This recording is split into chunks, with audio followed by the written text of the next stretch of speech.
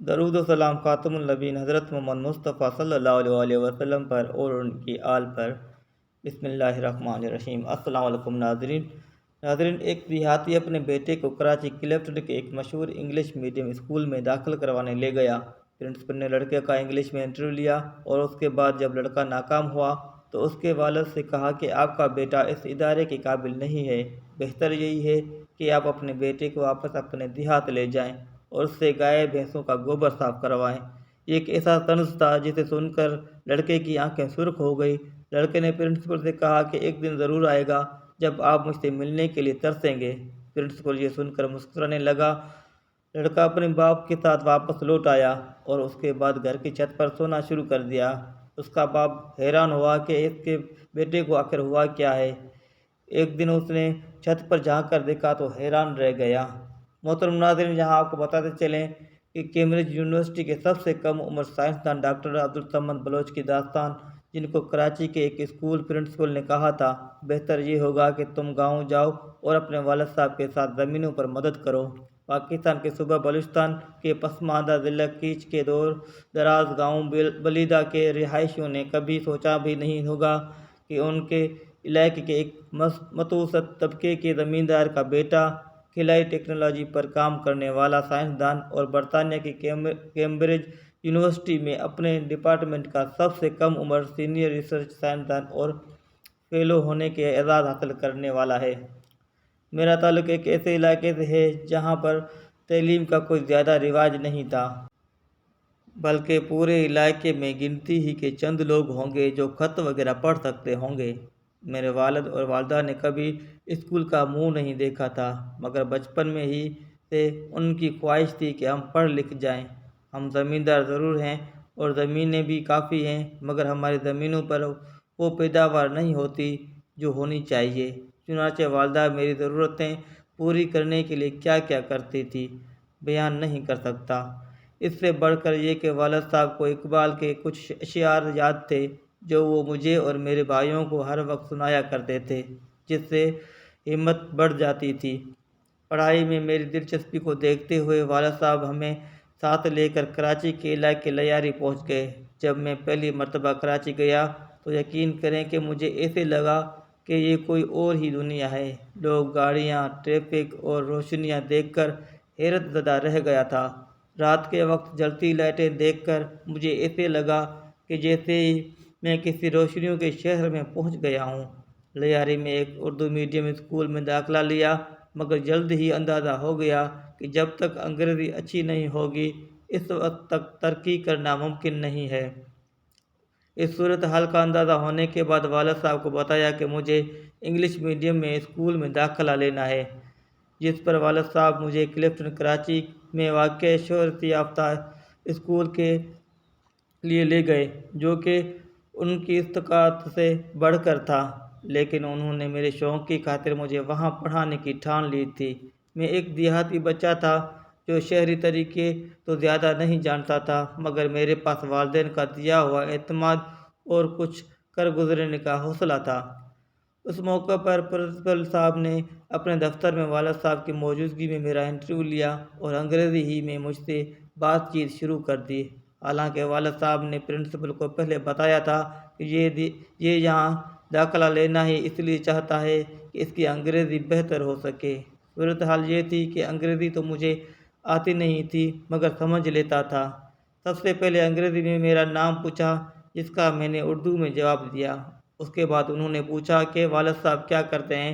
میں نے بتایا کہ زمینوں پر کام کرتے ہیں۔ اس طرح انہوں نے کچھ اور سوال پوچھے جس میں سے کچھ سمجھ میں آئے اور کچھ نہیں۔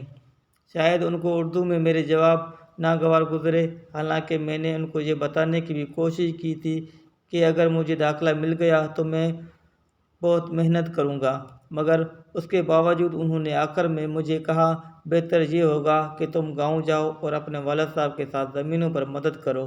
اس نے میرے باپ کی طرف اشارہ کرتے ہوئے کہا کہ آپ اپنے بیٹے کو اپنے ساتھ واپس گاؤں لے جاؤ اور یہ گائے بھینسوں کے گوبر صاف کرے گا، کیونکہ اس کی اوقات اس ادارے میں پڑھنے کی نہیں ہے۔ مجھے نہیں لگتا کہ یہ اس ادارے میں ٹک پائے گا، اور آپ کے بیٹے میں اتنی اہلیت ہے ہی نہیں۔ پرنسپل کے الفاظ سن کر میرے والد کے چہرے پر پریشانی کے آثار نمایاں تھے۔ یہ ایسے الفاظ تھے جن کو سن کر میری آنکھوں میں آنسو آ گئے تھے، جبکہ والد صاحب مجھ سے نظریں چرا رہے تھے۔ میں نے بغیر سوچے پرنسپل سے کہا کہ کچھ عرصہ بعد آپ مجھ سے ملنے کے لیے ترسیں گے۔ میری بات سن کر پرنسپل نے مسکرانا شروع کیا۔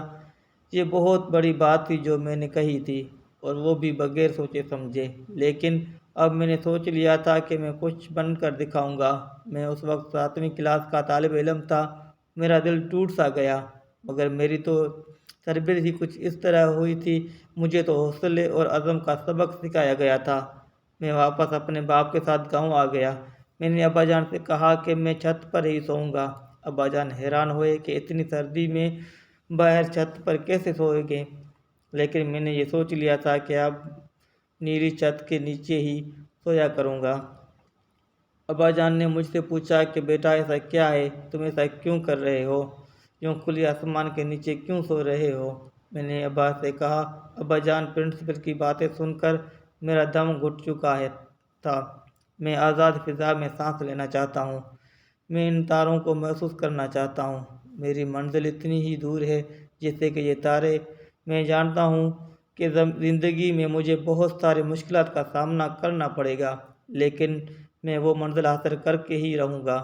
بیٹے کی بات سن کر باپ کی آنکھوں میں آنسو جاری ہو گئے۔ باپ نے کہا، بیٹا میری دعائیں تمہارے ساتھ ہیں۔ تم اس پرنسپل کی باتوں کو دل پر نہ لو، بلکہ ہمت اور عزم سے اپنی محنت جاری رکھو۔ انشاءاللہ تجھے اپنا مقام ضرور ملے گا۔ یہ بات تو ذہن نشین ہو گئی تھی کہ انگریزی سیکھنا لازم ہے۔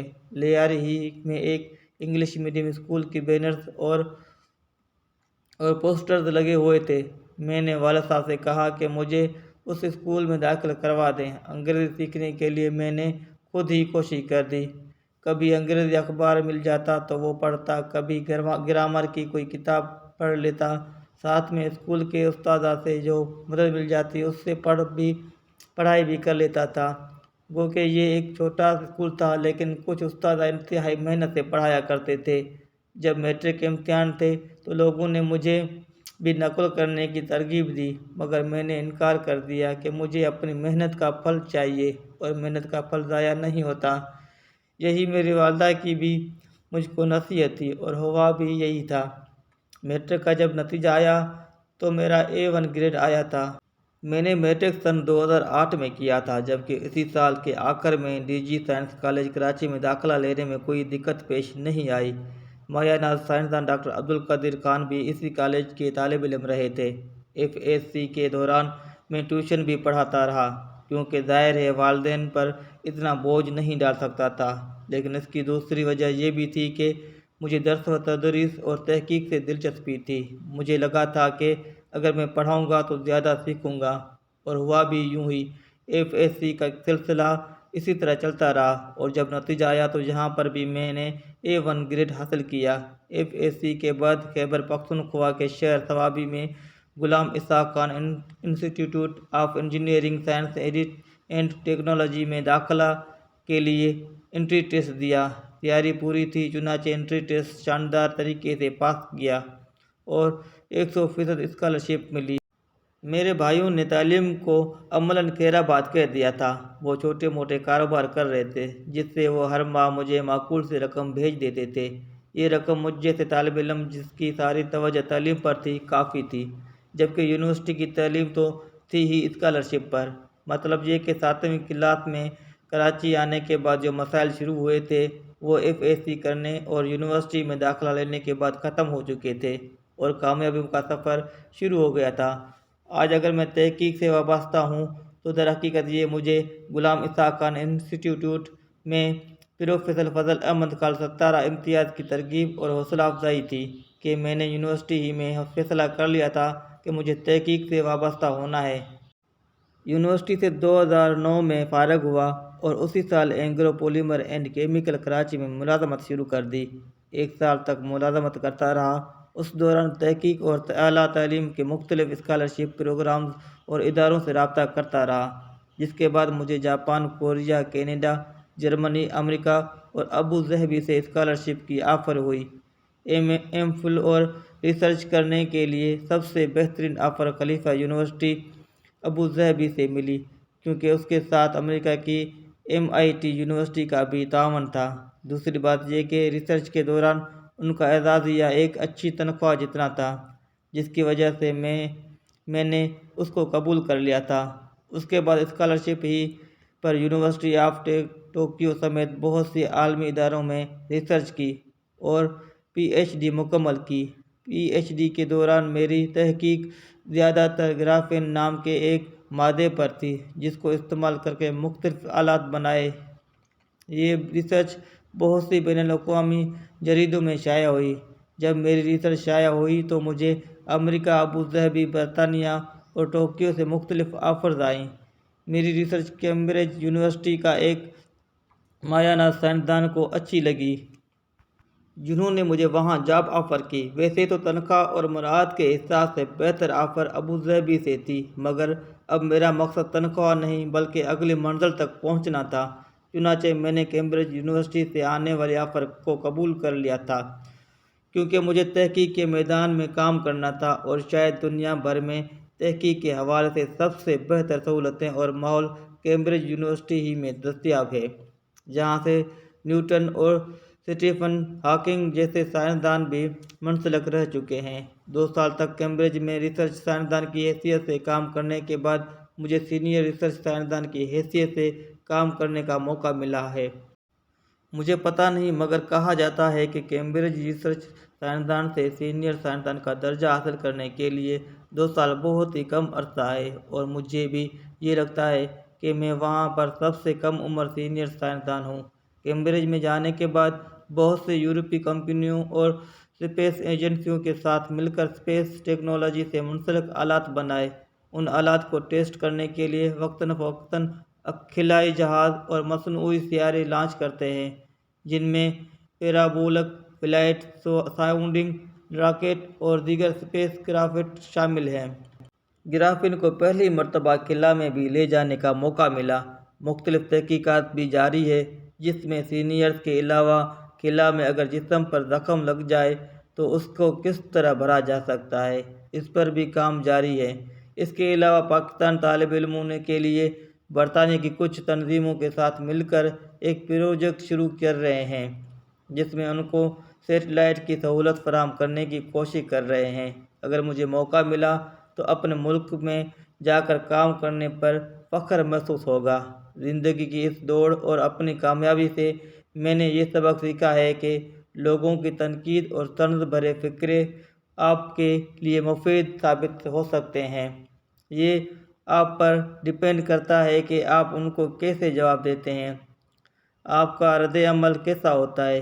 کیا کسی کی طنز یا تنقید سے آپ مایوس ہو جاتے ہیں یا پھر آپ کو ایک نئی انرجی ملتی ہے؟